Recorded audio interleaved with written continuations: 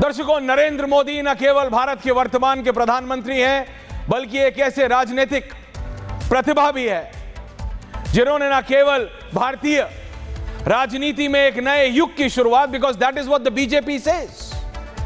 BJP कहती है ये मोदी का युग है, ये नई राजनीति का युग है, और उसकी शुरुआत किसी और ने नहीं बल्कि नरेंद्र मोदी ने की है। विश्व स्तर पर भारत की एक नई पहचान को स्थापित किया। जैसे मैं कहता हूं, you can like him, you can dislike him, but you can not ignore him. कई लोग कहते हैं कि नरेंद्र मोदी ने विश्व में एक नई पहचान स्थापित की है भारतीयों की, एनआरआईज की, भारत की शक्ति की, भारत की अर्थव्यवस्था की, भारतीयों की। भारतीय मूल के लोग जो हजारों लाखों में नहीं करोड़ों की संख्या में दुनिया भर में फैले हुए हैं, उनको एक नई पहचान दी है।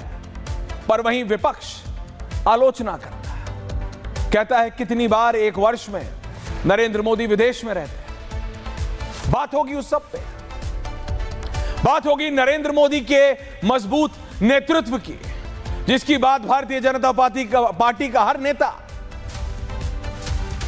विषय कोई भी हो, नरेंद्र मोदी के मजबूत नेतृत्व और क्षमता की बात जरूर करता है। दूरदर्शिता, देश के प्रति उनकी प्रतिबद्धता। बीजेपी कहती है अगर एक कारण राष्ट्रवाद, नेशन फर्स्ट, इस प्रतिबद्धता के चलते भारतीय जनता पार्टी को अभूतपूर्व जीत नरेंद्र मोदी के लीडरशिप में मिली।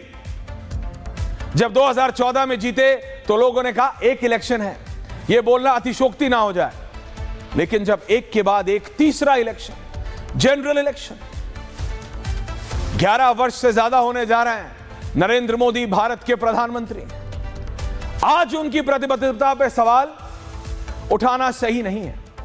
और इसीलिए मैं आपसे कह रहा हूं, नरेंद्र मोदी की प्रतिबद्धता पर सवाल, नरेंद्र मोदी की कार्यशैली पर सवाल। याद है आपको जब 14 पे पहली बार नरेंद्र मोदी प्रधानमंत्री बने तो बात इस पे होने लगी कि भैया ये पहले वाली बीजेपी नहीं, ये मोदी और शाह की बीजेपी है, ये नरेंद्र मोदी की बीजेपी है। लोगों ने बहुत आलोचनाएं की कि ये आज से पहले, 14 से पहले कई बार, कई बरस मुख्यमंत्री रहे हैं, लेकिन एक प्रदेश को चलाना और देश को चलाना अलग अलग बातें हैं। बीजेपी के अंदर यह बात होती थी, बीजेपी के अंदर। अरे भैया गुजरात अलग था, यह देश है, यह राष्ट्र है, लेकिन नरेंद्र मोदी ने बोला, दिखाया that I will run the country as I run or as I ran my state। उन्होंने कहा ना खाऊंगा ना खाने दूंगा। लोग हंसे, बीजेपी के अंदर भी, बीजेपी के बाहर भी, ठहाके मार मार के हंसे। ऐसा कैसे हो सकता है? But Narendra Modi said I am serious। Corruption पे लेके ना मैं खाऊंगा ना मैं खाने दूंगा। गरिमा, मेरे को मेरा ग्राफिक्स का वो चला दीजिए प्लीज, वो हट गया है गलती से, वो हट गया।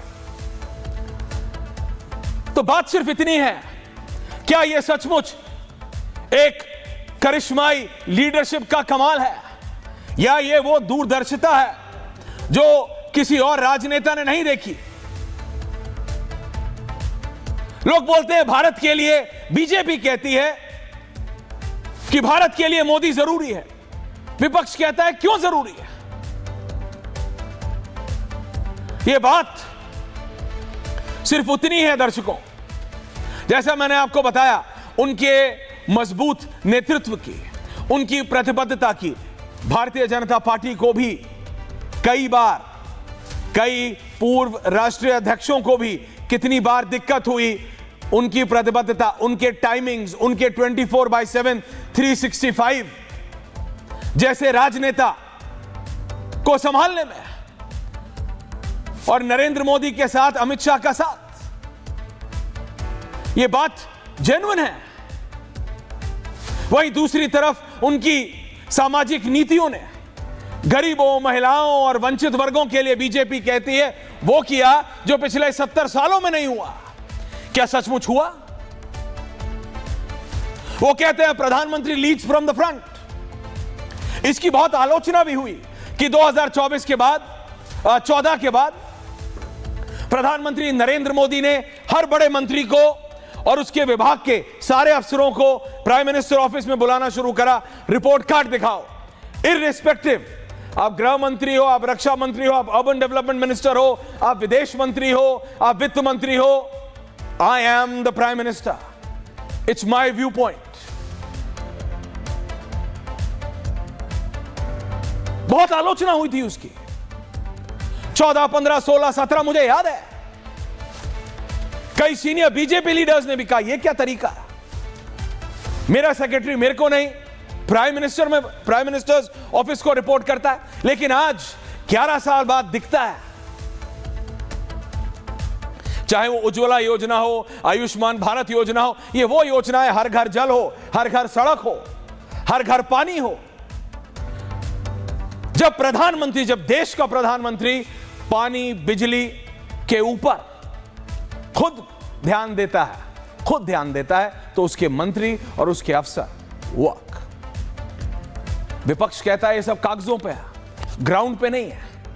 विपक्ष कहता है all of this is just on paper. यह बात आपको तय करनी है, यानी देश की जनता को, कि 2015 में जो 1 रैंक 1 पेंशन आई, जो 1 रैंक 1 पेंशन का डिसीजन नरेंद्र मोदी की सरकार ने लिया, वो डायनामिक है या नहीं।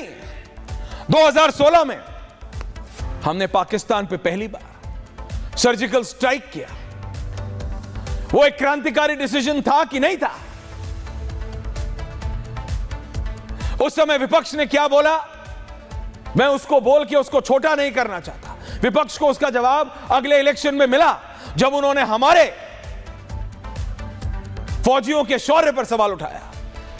2016 की नोटबंदी, I want to elaborate on this, demonetisation, Garima, demonetisation के ग्राफिक्स, डीमोनेटाइजेशन को लेके उस समय के हमारे वित्त मंत्री स्वर्गीय अरुण जेटली जी, बहुत लोगों ने आलोचना की नरेंद्र मोदी की, अरुण जेटली की। मुझे याद है, मैं दिल्ली के बाहर से वापस आ रहा था, I had just entered Delhi's border, रात 8 बजे, डीमोनेटाइजेशन, लोगों के होश उड़ गए। पर किसके होश उड़े थे? 8 घंटा नौकरी करके घर जाने वाले के, नौकरी पेशा वाले के, या उसके जो नौकरी तो 50,000 की कर रहा है, नौकरी तो आपकी करता है, यानी जनता की करता है, लेकिन उसके घर में करोड़ों हैं। कईयों ने तो नोट रखने के लिए घर रखे हुए थे, नींद उनकी उड़ी। डीमोनेटाइजेशन किसके लिए था? हालांकि डीमोनेटाइजेशन के असर पे, कि क्या डीमोनेटाइजेशन सारे ब्लैक मनी को समाप्त कर पाया, उस पर आज भी डिबेट हो सकती है, और उस पर उतने ही वैलिड पॉइंट ऑपोजिशन के भी हैं। सौराष्ट्र जी, उतने ही वैलिड पॉइंट है। लेकिन एज ए डिसीजन किसी ने हिम्मत तो की इन करप्ट लोगों के खिलाफ एक्शन लेने की, जिनके पास तिजोरियां नहीं, जिनके घर नोटों से भरे हुए थे, उनके खिलाफ वो एक्शन था। उसमें राजनेता भी थे, उसमें अफसर भी थे, उसमें कई बड़े बड़े उद्योगपति भी थे। दिक्कत हुई थी लोगों को।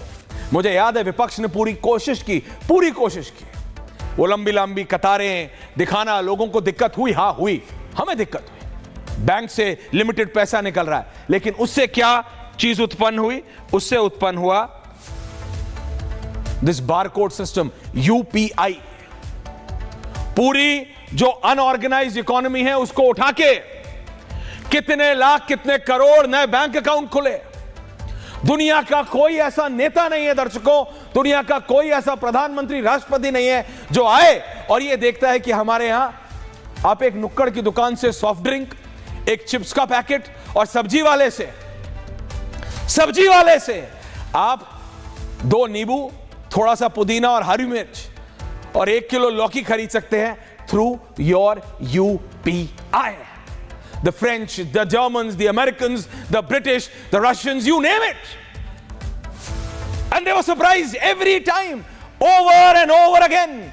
हर बार जब किसी ने देखा, अरे सब्जी आप यूपीआई पे खरीद सकते हो, क्योंकि आज आप अमेरिका चले जाओ या यूके, कनाडा चले जाओ या फ्रांस, उनके बड़े बड़े स्टोर्स में चले जाओ, वो एयर कंडीशन जरूर है, लेकिन आज भी वहां यह सिस्टम नहीं है।